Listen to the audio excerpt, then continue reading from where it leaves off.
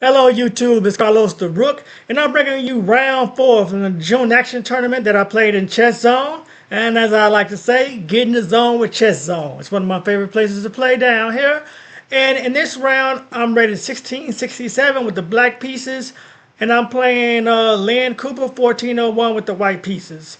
I'm currently in first place with 2.5 points. I need the win for the clear win, and draw will get me tied with first place if somebody else gets a win. So he starts off with d4. I go d5, c4, e6, going to Queen's Gambit decline. It's an opener I just started playing recently within the last 2 months. Knight f3. And here I go a6, going for a sideline. Bishop g5. And I go knight f6. Let me see what the engine liked here. It wanted bishop e7. So bishop e7, I was thinking bishop e7 was best. Knight f6, e3. So I'm out of prep already. So I'm just winging it here. I'm way out of prep. So I go bishop b4 check. My idea is to check the king, make him block with a knight, and then I can castle the safety. Just get king castle and then start developing my pieces. So he blocks with a knight c3, and I go ahead with my plan and castle. And here he goes bishop e2. The engine doesn't like that. It wanted queen b3, bishop captures, queen captures. But he land went bishop e2. So I go h6, asking the bishop to caution. What you going to do? You're going to take the knight. You're going to fade back. Which way? And he goes bishop h4, fading back. So here I come up with the idea d captures c4. And the reason I went this way is because I want to develop my pieces. So once this bishop captures here, I'll be able to push here, hit the bishop. The bishop will have to go back more than likely this way. Then my bishop can come to this square. Then I can go with a c5 and knight can come here. So that's my idea, just to develop my pieces and get moving so I won't be cramped. So he takes back. And I go ahead with b5, hitting the bishop, making the bishop move off the diagonal. He fades back to bishop e2. And now I go ahead with bishop b7, developing my light square bishop. He castles. And here, I really wasn't sure what to do. My first instinct was bishop e7, dropping back. And then knight d7, c5. And Stockfish. Initially, it liked the bishop e7 right away. Now it does again. But it's also saying c5 and knight on b to d7 are candidate moves in this position. So Stockfish is just fluctuating right now. It'll take at least a 30-minute think to know what it really thinks. Because Stockfish needs time to run deeper into analysis. So I come up with a different idea here. Even though bishop e7 was my first idea, just to break the pin on the knight, I decided I wanted to go g5. The bishop goes to g3, take the knight, pawn takes back, then the knight can go to e4, hitting the bishop and hitting his pawn, and asking white how he's going to guard this and what he's going to do with this setup. So I just wanted to create imbalances because I'm trying to win. And in order to win, you need to create imbalances. So I go with my g5 idea. Stockfish doesn't like this. Bishop g3. Bishop captures. B captures. Knight e4. Now I'm hitting this pawn, hitting this bishop. I'm creating weaknesses. He goes queen c2, hitting the knight, but the knight is protected by this bishop. I got a sniper there. And now I go knight d7. My idea is just c5 and break open this structure.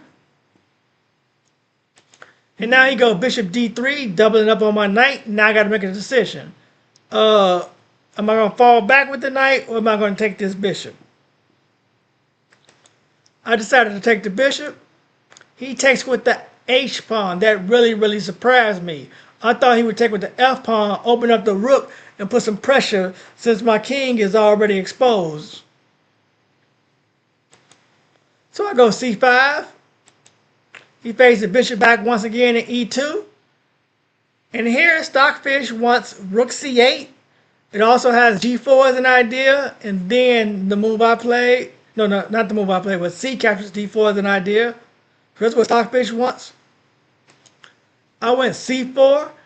And my idea here is just to clamp down on the square and deny the bishop of some active diagonals.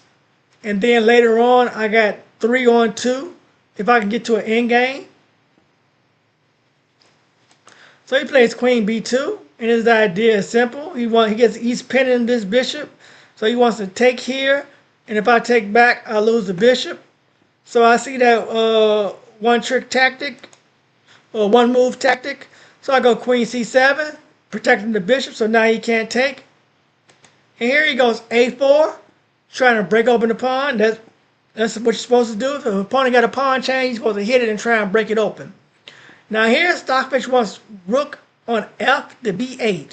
It wants this rook to come over here and protect the bishop, but that drops the pawn. Because if I swing over here, you take, I take, the pawn take. I think that just drops a pawn. No, it don't. Because hold on, if I come here,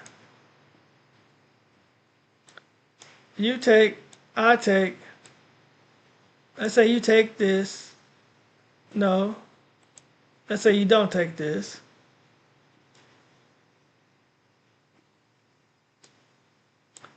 Let's say you take this. Let's say you take this, that's losing. Because I got this tactic here.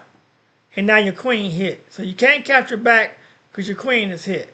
So I missed that in the game. I missed that tactic. I thought that if I did it that way, I would drop a pawn. But he can't take this pawn because this rook will be hitting it. So I missed this rook f to b8 move. That protects the pawn and makes it poison. I completely missed it. So I came up with a different idea, g4, hitting at this knight. And my idea was the knight got to move, and then I want to go queen c6, threatening the checkmate, and I protect the pawn that way.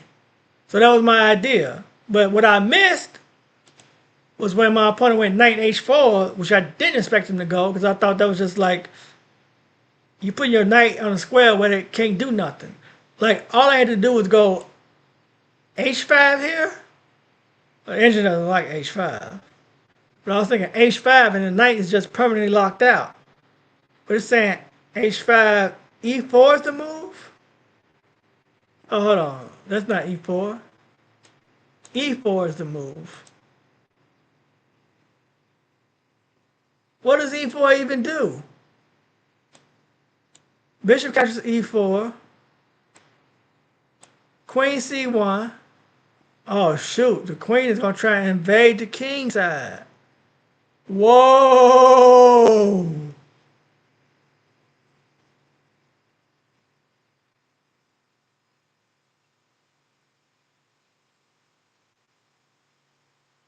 That's just dangerous. Now, Stockfish don't know what they want to do. Rook on a to b8 or bishop h7.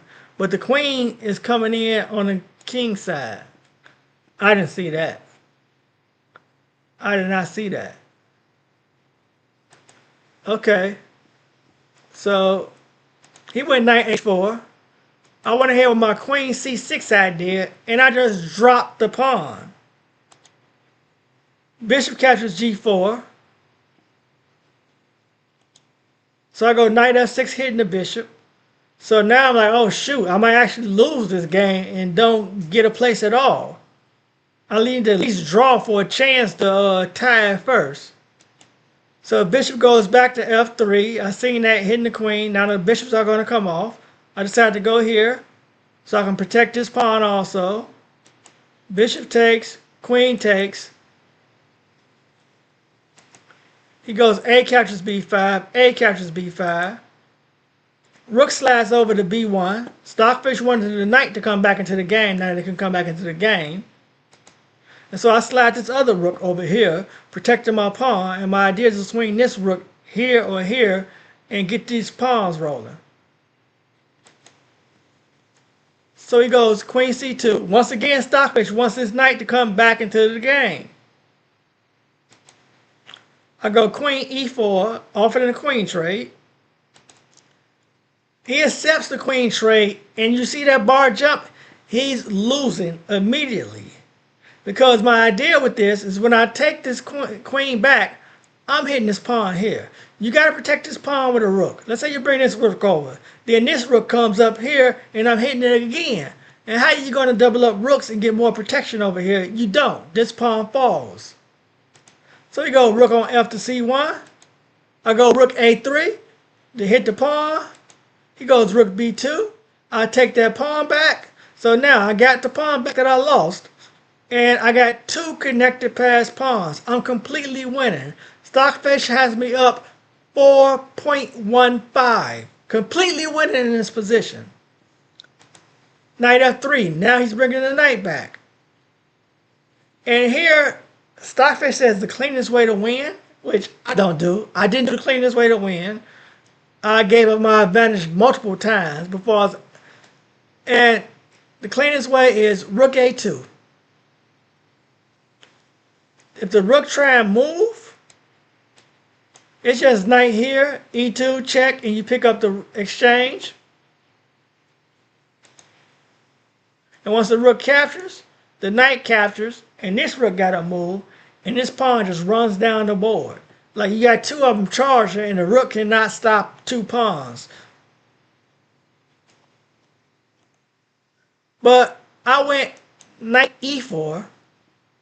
And my idea was to stop this knight from coming to d2 and then push this pawn and push that pawn and just slowly push pawns. And he goes knight e1.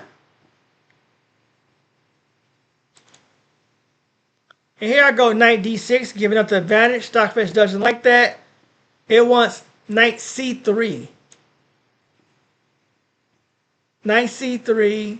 Knight f3, rook a2. So it just wants me to do this again, swap the rooks.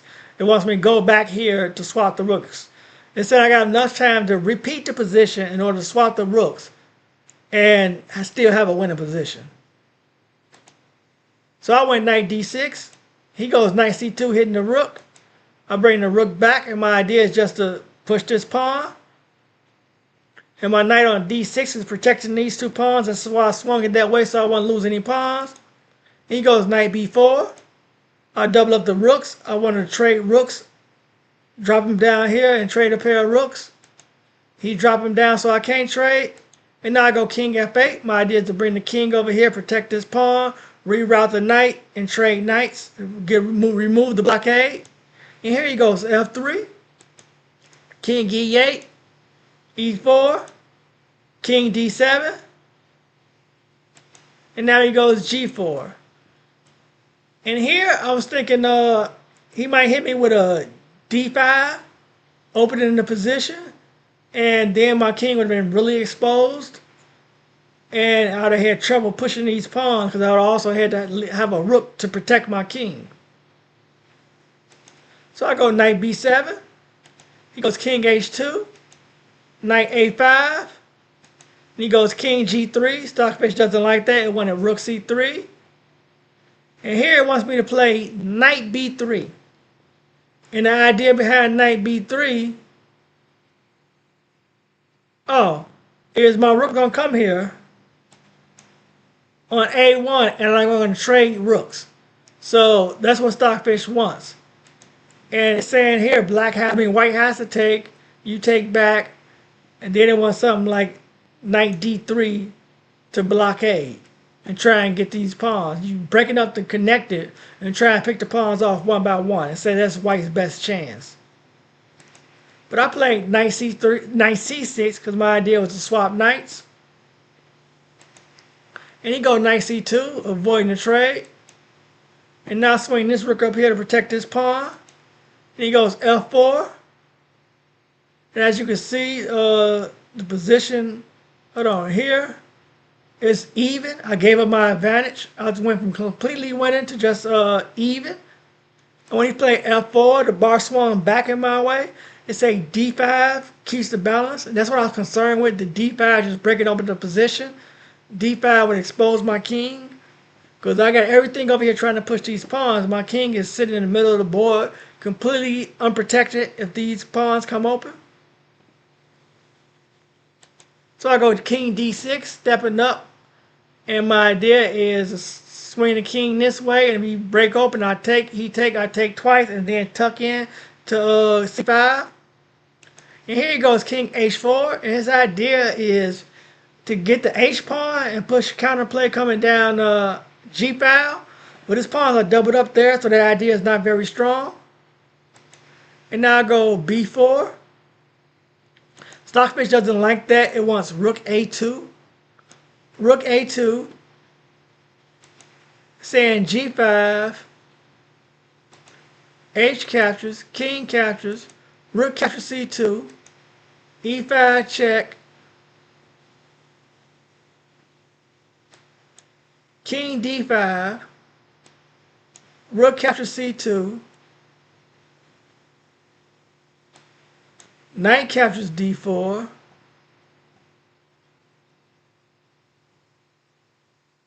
Rook on C to C1.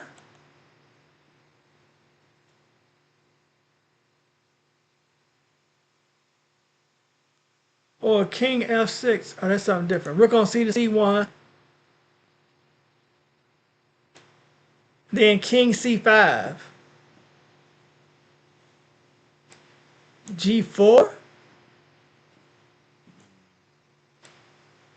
Rook A7 to protect this.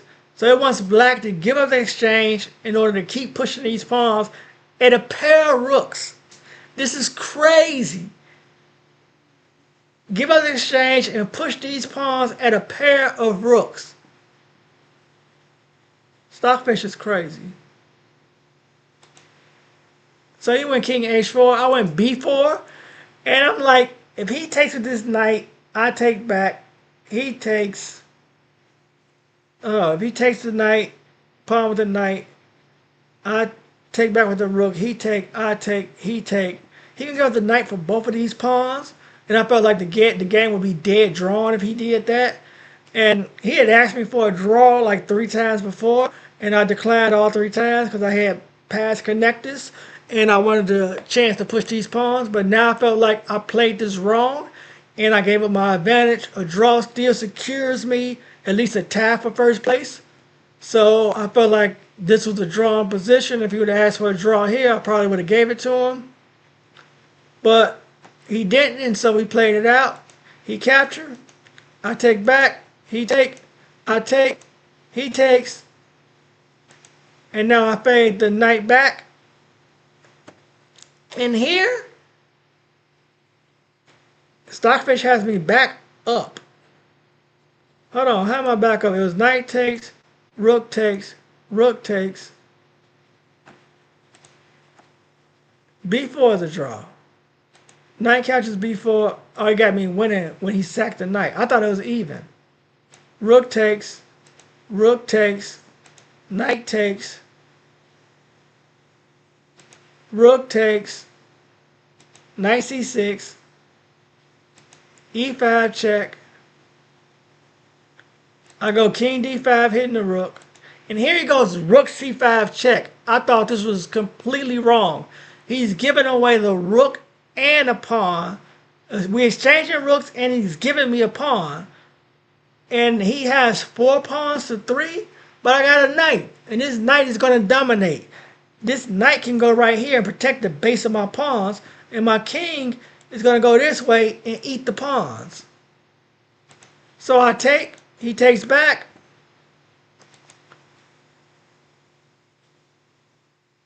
Stockfish wants knight E7 here. Knight E7. King H5. Knight G8. Oh, wow. Wow.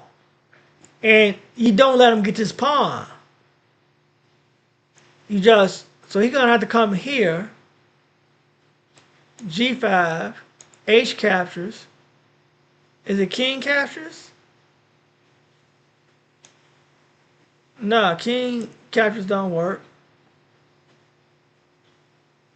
What about here? No, because you're doubling up your pawns. King captures. G6. F captures G6. King captures G6. King D5. Oh, you can't go King F6 because the knight is there. Oh, wow. So you gotta just go G3.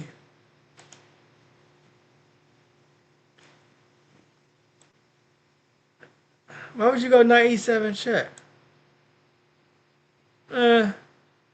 Yeah. So I went king captures C5 here. I didn't see the knight E7 to G8 move. He goes king H5. He wants to take this pawn. I go forward, king D4, and my idea is just to come get these pawns behind here because nobody's protecting them. He takes the pawn. I go king E4 to hit this pawn. He protects it, and I go to F3. Now both of these pawns weak. I thought here he should at least play G5 for a chance to draw, to try and run this pawn down and swap this, and I'll take this pawn, and maybe he can move this. I thought that was his best chance. But Stockfish saying he's dead in the waters here, negative 79. So he goes for this pawn here, and I'm protected with my knight. So he go F5. I take this pawn. He takes, I takes, king F6. And here I go king captures G3. I'm thinking, oh shoot, it might be a draw. I wasn't really sure how it was going to go. King E7 to hit the knight. King F4. He captures the knight. I captures the pawn, and I realize, oh shoot, he's behind me. I got the pawn. I got his pawn, protecting my pawn. He never going to be able to get back in time. So you go king E7, king D5, stepping over, king F7, and here I just push P, pushing P down the board. I promote to a queen, and here I'm down to like 2 minutes and 30 seconds, so he's trying to flag me, but we got 5-second increment. There's plenty of time for me to play this out.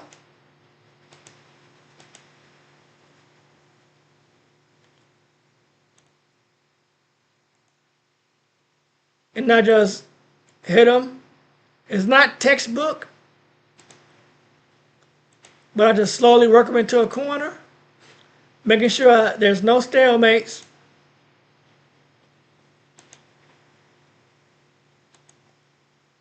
And I checkmate him. And I go on to win first place in the tournament. I needed this W. It's been a while since I won a tournament. I went 3 wins, 1 draw, so I went undefeated. This is a great result. I crossed 1700 again. I think my rating is 1707 now. So I did good. I don't feel like I had the vision that I had when I was 1848, because I still played a real sloppy in this game, and I missed a lot of tactics in this tournament. 2 of the games I won, I could have just as easily lost. So I need to tighten up my tactics and get my visualization back. Thank you for watching. Hit the like button. Subscribe to the channel if you haven't already. It's absolutely free. I enjoy having you here, sharing my games and sharing my journey with you.